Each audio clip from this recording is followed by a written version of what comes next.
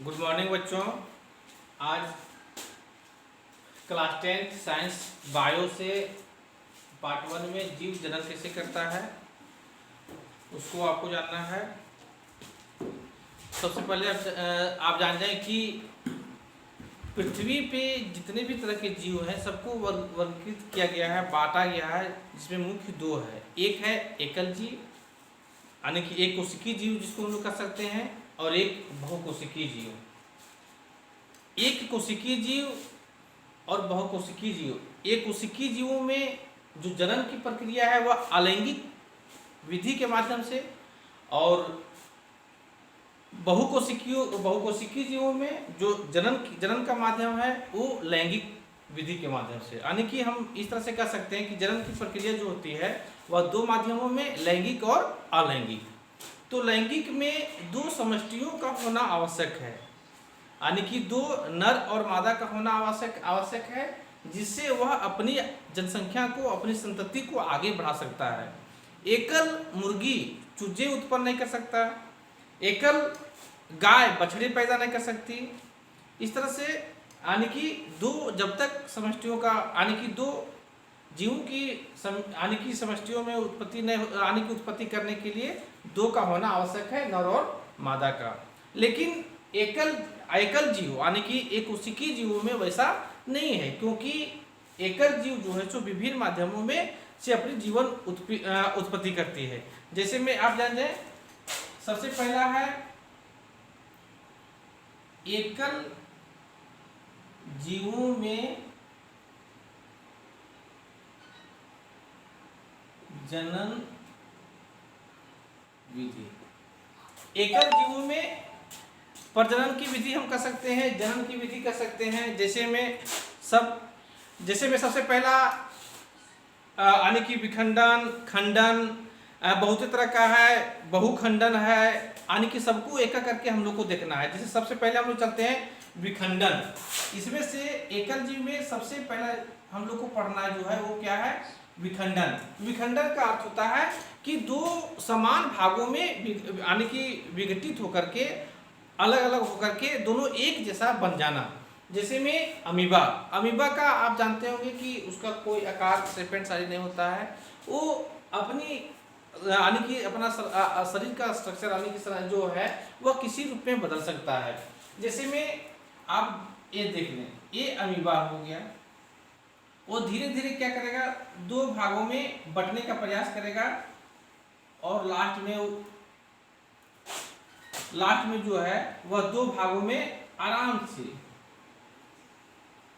ये बट जाएगा। इसका केंद्रक यहाँ देखिए, एक केंद्रक, एक का केंद्रक हुआ,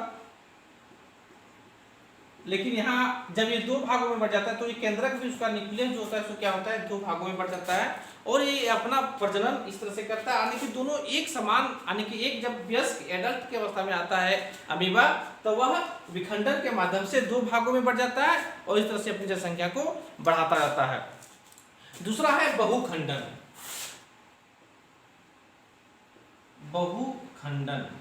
यानी कि बहुखंडन माध्यम से, यानी कि एक जीव जो है अपनी संतति यानी कि अपनी जीवों की उत्पत्ति करने के लिए जब वह प्रजनन में भाग लेती है तो असंख्य रूप में, जैसे मलेरिया परजीवी, आप एग्जांपल में ले सकते हैं, मलेरिया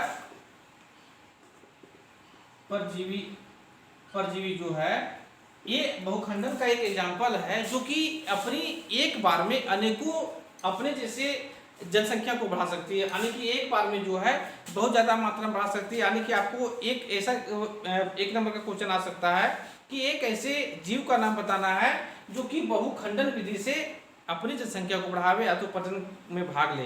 तो वह आपका प्लाज्मोडियम भी हो सकता है, मलेरिया परजीवी भी हो सकता है, इसको हम लोग एक और कह सकते हैं प्लाज्मोडियम। यानी कि ये दोनों का आप एग्जाम्पल दे सकते हैं। आगे आपका है खंडन। एक आपने ले खंडन में क्या होता है कि एक जीव जो है वह अनेकों भागों में खंडित हो जाता है। जैसे उसको हम लोग अगर कटिंग करके भी हम लोग अगर कर दें, तो कहीं किसी कोई कारणवश जो है सो एक टुकड़ा जो है अनेक टुकड़ों में बट जाए, तो इस तरह से जो होता है वो क्या कहलाता है, खंडित हो जाना, क्या कहलाता है, खंडन। और इसका एक एग्जांपल है स्पाइरोगायरा, स्पाइरोगायरा। यानी कि आपको अगर एक नंबर का क्वेश्चन ऐसा आवे कि एक ऐसी जीव का नाम बताना है जो खंडन विधि से अपनी संतति को उत्पन्न करती है और अपनी जनसंख्या को बढ़ाता है, तब वह आपका क्या हो जाएगा, स्पाइरोगायरा। फिर आगे है पुनरुत्भवन, पुनरुत्भवन या हम लोग कह सकते हैं पुनर्जनन, पुनरुत्भवन भी कह सकते हैं या तो फिर पुनर्जनन। ये भी आपका एग्जांपल है हाइड्रा और प्लेनेरिया, प्लेनेरिया। हाइड्रा, एक चीज ध्यान दें, हाइड्रा और प्लेनेरिया, यानी कि प्लेनेरिया, इसमें से पुनरुत्भवन में क्या होता है कि पुनः, यानी कि अपनी जैसी संतति प्रत्येक बार, यानी कि उसके कली के माध्यम से, कायिक प्रवर्धन के माध्यम, यानी कि एक तरह जान जाए कि वो किसी कारणवश क्या होता है कि एक जगह से अपनी जनसंख्या को बढ़ाने के लिए जब वो वयस्क की अवस्था में आता है, तो उसके ऊपर जो है वह मान ली कि पृथ्वी पे उसका फल है, कुछ भी होता है, वो क्या होता है कि नीचे की ओर चल जाता है और वो वहाँ से जो है सो ये जैसे कली निकला है, कली में क्या हुआ कि कली के से एक हुआ भी वयस्क हुआ और वो क्या हुआ, कट गया, और कट गया वो एक नया जीव, यानी कि अपने जैसे जीव की उत्पत्ति हो गई। तो आपका एक नंबर इससे भी आ सकता है कि पुनरुत्भवन के माध्यम से एक जीव का नाम बताना है जो कि जन्म में भाग ले, तो उसका हो सकता है आपका हाइड्रा और एक प्लेनेरिया। एक है मुकुलन, ये आपका मुकुलन विधि से भी ये हाइड्रा अपनी जनसंख्या को बढ़ाता है। हाइड्रा जो है मुकुलन विधि से भी अपनी जनसंख्या को बढ़ाता है। जैसे मैं हाइड्रा का, आप एक हाइड्रा ले लें, ये क्या होता है, यहाँ पे एक मुकुल आ गया, यहाँ मुकुल निकल गया, इसको हम लोग कह सकते हैं मुकुल, मुकुल। और ये यहाँ पे क्या होगा, ये धीरे धीरे क्या होगा, व्यस्त होगा, और व्यस्त होते होते क्या होगा कि ये अपनी जैसी, यानी कि उसकी एडल्ट प्रकृति का जो संरचना बना हुआ है, उसी तरह से ये भी उसका मुकुल जो तैयार होते होते बड़ा हो जाएगा, और जब बड़ा हो जाएगा तो क्या होगा कि ये मुकुल अपने आप क्या होगा, यहाँ पे कट जाएगा, और कटने के बाद क्या होगा, वह ये अपनी, यानी कि एक जैसी, यानी कि पहले जैसी एक नई जीव की उत्पत्ति हो जाती है। तो ये हो गया, यानी कि एक नंबर का फिर आ सकता है कि मुकुलन विधि से कौन सा जीव की उत्पत्ति होती है, तो आप हाइड्रा लिख सकते हैं। आगे आपका है कायिक परिवर्धन, कायिक परिवर्धन, कायिक परिवर्धन यानी कि कटिंग, कोई भी पौधे को, पौधे इसमें से ज्यादा आता है, पौधे के तने को काट करके अलग कर देना, उसको जमीन में बो देना, और उससे जो नई संतति अपनी जैसी उत्पत्ति होती है उसको हम लोग कह सकते हैं कायिक परिवर्धन। इसमें से तो आपका हो सकता है क्या क्या, केला भी ले सकते हैं, संतरा भी ले सकते हैं, गुलाब भी ले सकते हैं, चमेली ले सकते हैं, ये सारा का सारा कायिक परिवर्धन के माध्यम से, यानी कि क्या कहते हैं, कायिक परिवर्धन के माध्यम से अपनी जैसी जनसंख्या को आगे बढ़ाता है।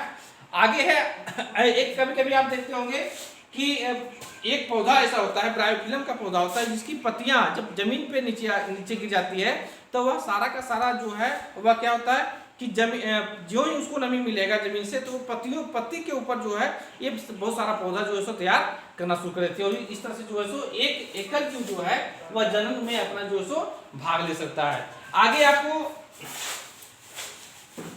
आपको बता रहे हैं कि मानव में लिंग निर्धारण प्रक्रिया कैसी होती है। सबसे पहले आप जान जाए कि मानव में लिंग निर्धारण करने में सबसे महत्वपूर्ण भूमिका निभाता जो है उसका नाम है क्रोमोसोम्स, गुणसूत्र जिसको हम लोग कहते हैं। मानव में दो जोड़ी, यानी कि XX के रूप में और XY के रूप में जो है वह गुणसूत्र पाया जाता है, और इसकी संख्या जो होती है 23 जोड़ी, यानी कि 46 के लगभग। मानवों में गुणसूत्रों की संख्या 23 जोड़ी यानी कि 46, और ये दो तरह का होता है, एक XX के रूप में और एक होता है XY के रूप में, यानी जो गुणसूत्र होते हैं वह X के रूप में और XY के रूप में। जो XX के रूप में रहता है ये आपका जो है वह मादा के रूप में पाया जाता है, ये आपका मादा के रूप में पाया जाता है, जबकि XY जो है वह नर के रूप में पाया जाता है, यानी कि नर में XY के रूप में गुणसूत्र पाए जाते हैं और मादा में XX के रूप में गुणसूत्र पाए जाते हैं। अब इसमें से निर्धारण कैसे होता है, लिंग निर्धारण कैसे होता है, अगर मादा का एक्स क्रोमोसोम्स, अगर नर का एक्स क्रोमोसोम्स, ये दोनों अगर संलयित होती है तो ये दोनों क्या होता है, एक्स एक्स के रूप में परिवर्तित होती है। यानी कि जो नया बच्चा पैदा होता है वह क्या रहेगा, एक्स एक्स के रूप में। यानी कि एक्स एक्स क्या था, मादा के रूप में, क्या था, मादा। यानी कि इसमें से हम लोग कर सकते हैं मादा कर सकते हैं या लड़की भी कर सकते हैं। जबकि मादा का एक्स क्रोमोसोम्स, नर का वाई क्रोमोसोम्स, ये दोनों का संलयन होता है तो क्या चीज का निर्माण करता है, एक्स वाई का। यानी कि ये आपका क्या किस चीज में बदलेगा, नर में। यानी कि इसको हम लोग कर सकते हैं लड़का में। तो सबसे पहले आप जान जाए कि जो मानवों में लिंग निर्धारण होता है वो सबसे महत्वपूर्ण भूमिका निभाता क्या है, नर का गुणसूत्र। यानी कि लड़का पैदा होना या तो लड़की पैदा होना, ये दोनों में सबसे महत्वपूर्ण भूमिका निभाने वाला होता है एक्स वाई गुणसूत्र, जो कि किसमें पाया जाता है, नर में। यानी कि मानव में लड़की पैदा होना या तो लड़का पैदा होना, ये सबसे महत्वपूर्ण भूमिका निभाता है क्या, नर। कभी कभी समाज में हम देखते हैं कि जैसे अवहेलना देती किन्हीं बहुओं को, जैसे लड़की, 2 लड़की 4 लड़की 5 लड़की, अगर ज़्यादा लड़की की संख्या होती है तो बोलना है, उसके घर वाले बोल रहे हैं इसको देखो कितनी जो आई है इसको जो है सिर्फ लड़की होती है, लड़की पैदा हो रही है। तो लड़की पैदा हो रही है इसका मतलब क्या है, वो जो लड़की आई है उसमें से किस तरह का कोई दोष नहीं है, वो दोष होता है आपका लड़का में, क्योंकि लड़का ही, लड़का का गुणसूत्र एक्स वाई, जो आप अगर एक्स मजबूत हो गया तो ज्यादा मात्रा में लड़की पैदा होगी, अगर वाई मजबूत हुआ तो लड़का पैदा होगा। अब ये आप जान जाए कि एक्स और वाई ये दोनों में अंतर क्या है। जो लड़का दुर्व्यसन का शिकार हो जाता है, जैसे में आपका जो वाई क्रोमोसोम्स होते हैं, वह दुर्व्यसन का शिकार वाला लड़का जो है उसका वाई क्रोमोसोम्स धीरे धीरे शरीर से नगण्य होता जाता है, कमजोर होता रहता है। तो वैसी स्थिति में ज्यादा मात्रा में एक्टिव हो जाता है एक्स क्रोमोसोम्स। तो एक्स क्रोमोसोम्स ज्यादा एक्टिव होगा तो हर समय एक्स के साथ संलयन होगा और वैसी स्थिति में लड़की ज्यादा पैदा होगी।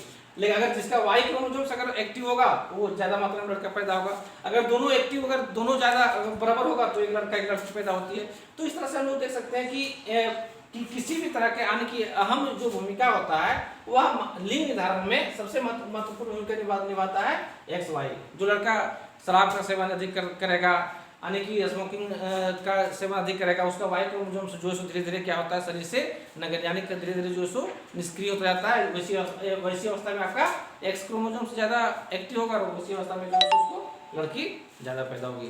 तो बच्चों पार्ट 1 में इतना ही, पार्ट 2 में आप लोग को जो है आगे बताया जाएगा। धन्यवाद।